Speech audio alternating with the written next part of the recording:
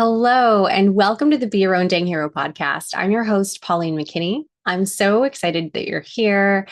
In last week's and last 2 weeks' episodes, we covered the ordeal and really this idea of facing your monster. These are like your big inner dragons, your limiting beliefs, the things that make you really shake in your boots to really face.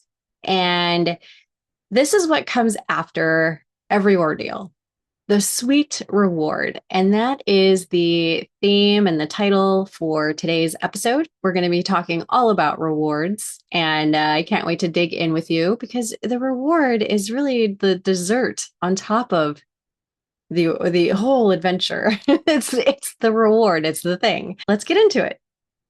So I want to start with a question. When you really stop to think about your some of the biggest most important breakthroughs that you've had in your life, and how many of those breakthroughs have really come from taking a leap, facing an inner dragon, daring to be scared and do it anyway. You know, the leaps that you were really scared to take, how many of these breakthroughs were following that? I would probably bet quite a few. For me, I wanted to cover a story from one of my ordeals, which was really this tendency to really put the needs of others and how I look above what I really want. It was really, let's see, after I had just had my first son, I had, you know, just come back from maternity leave. I got promoted. I received a big promotion at work that I had really been putting the work in to earn before I went on maternity leave. And the plan was I would come back and I would, really come into this role and have more responsibilities and have more leadership. And I got back and it just didn't fit. It wasn't working. The moment had passed and I was in a different place now. I was now a new mom and I had a lot of feelings around that. I just didn't want to work full time anymore. I really struggled with that. I had a lot of anxiety and a lot of guilt. I loved being a mom. I didn't want to be the mom that never saw her kid. And I really wanted to quit and I couldn't do it. I was scared. I, first of all, was scared what other people would think. I had worked so hard to land this promotion and I didn't want to make people mad or offend anybody. I was worried about, the way it would look. I was worried that it would really impact my career. I was worried that, how are we going to afford to be a one income household with a new baby? There was like a lot of fear there. And I just, I decided to trust. I decided to just take a leap and I quit. I had no idea what was going to happen, but I knew that I would regret it if I didn't. And so I took the leap.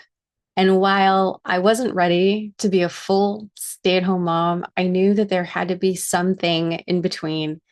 And I kid you not, a few months later, I ended up with a part-time job exactly in my role of what I did before having kids in data and analytics. It was part-time. It was just up the street from me, and it allowed me to enjoy the best of both worlds, being with my kids and still working the entire time they were still little.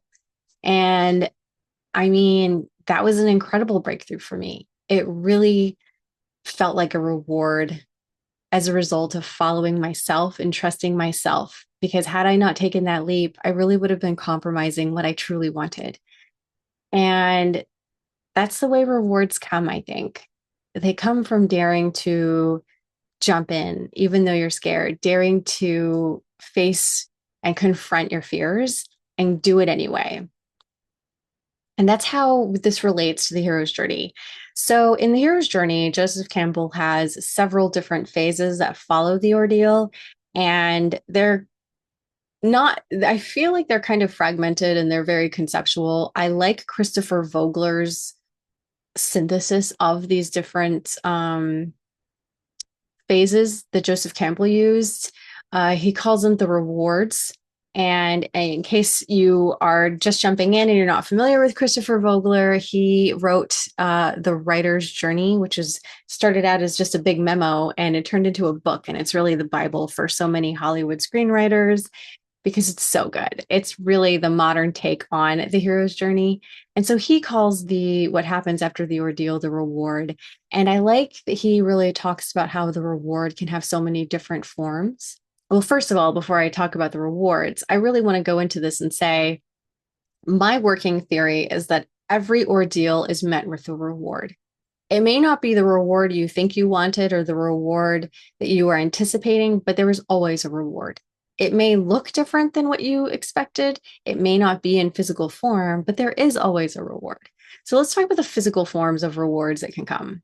Obviously, it can be like a new job. It can be like a new car. It could be a person in your life. And so in movies, you'll see, the reward is love, getting the girl, getting the guy, attaining the relationship. That is a reward for facing a monster, facing an inner dragon, facing an enemy, a villain, right? In Princess Bride, Wesley survived death, torture, a duel with Prince Humperdinck to rescue Buttercup, and the reward was that they lived happily ever after.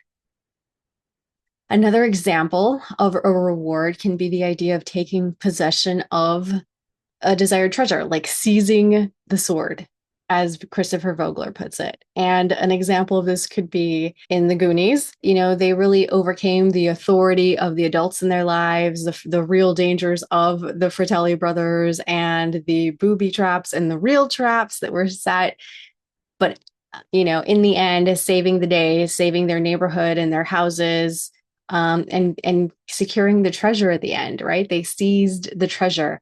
And those are real tangible examples of rewards that you receive from the ordeals that you face. A deeper meaning could be, not everything is going to be met with a physical reward. It could be take on the hero's journey of changing your diet or living a more healthy lifestyle. Your reward could be from taking that leap and facing the way you've always done things or the traditional beliefs about being healthy or eating healthy. Maybe your reward is more energy or being able to move better, something like that, where it's not necessarily physical, but it is meaningful. I think that we all reap rewards in the different currencies. The different rewards will take on different forms. Some examples are, this is from Christopher Vogler's book that I'm referencing these, the idea of new perceptions. So sometimes you're just going to have a wisdom that comes from the experience of your adventure. You're going to see things differently. You're going to know different things about the world. And that's so important because that can help you on your next adventure. One example of new perceptions could be the ability to see through deception, like Harry Potter and how he was able to overcome the deception from Voldemort in the Sorcerer's Stone. And now he will always understand deception and be able to read that differently. Another example is self-realization, this higher standard that you rise to within yourself so that you realize a bigger, better version of you, like Aragorn, when he finally rises to his highest version to really fulfill his destiny and become the king in Lord of the Rings. And it could also be an epiphany, like Luke had when he became a Jedi and he learned to overcome his dark side and master his ability to use the Force for good and help his father also overcome his dark side and ultimately defeat evil. Another example of a reward can be this idea of self-trust, of belief in yourself, of knowing that you can handle bigger things.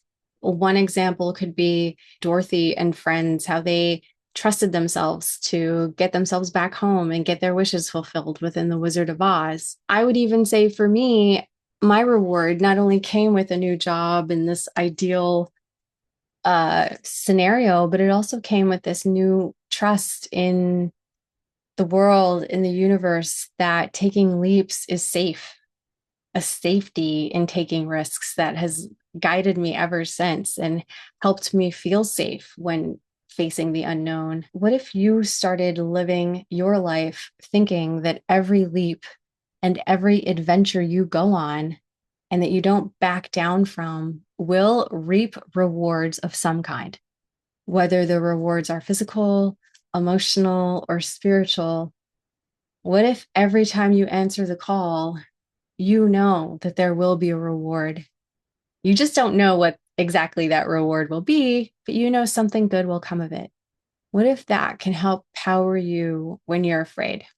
Some resources and tools for this. I would highly recommend you join me in next week's episode where we're going to go deep. We're going to mine our past experiences for our rewards. And you can really start to understand the link between you daring to leap into the unknown, face your ordeals, and then receiving rewards as a benefit. I think when you can really start to believe in that and trust in that, you'll be willing to trust and take more leaps, which is exciting because then you go into this upward spiral of like bigger and bigger leaps for bigger and bigger rewards, which is, I think, to me, the ultimate. So join me next week. But some other tools in the meantime would be the idea of enjoying your rewards. When you dare to take these chances and you receive a reward, you get the job, you have a better understanding of the world, you have a bigger sense of who you are and trust in yourself. What if you dare to really savor that and enjoy that? Like, really feel gratitude to yourself for that and celebrate it. I am a huge proponent of celebration. I celebrate everything. And I think that it's because I like to help remember all of the good things along the way. And the more you can do that, the more you will train yourself to always see the good in things. Whenever I feel like I'm facing a setback, I'm asking myself, what am I supposed to learn here? And how can I move forward in a better way? And I think that my practice of celebrating the good things in life helps me remember that there's another good thing to celebrate on the other side of whatever it is I'm going through. Another thing that I do is I have a gratitude journal, or you can have a gratitude practice. It's really just a spreadsheet, and every day I have the date and one thing that I received that I'm grateful for. And just having a gratitude practice can help you remember no matter where you are, there's always something good to be found. So I think celebrating and having gratitude for where you are can be such powerful ways to really wire in this idea that there are always rewards to be reaped as you are on this hero's journey, as you are constantly leaping into the unknown to give you that jolt of energy and excitement to carry you through into the next phase. I hope that you join me next week. Thank you so much for being here, and where we will go deeper and we'll really mine and excavate our past ordeals for the rewards and really think about the different currencies that they've taken on. Thank you so much, and I hope you have a wonderful rest of your day.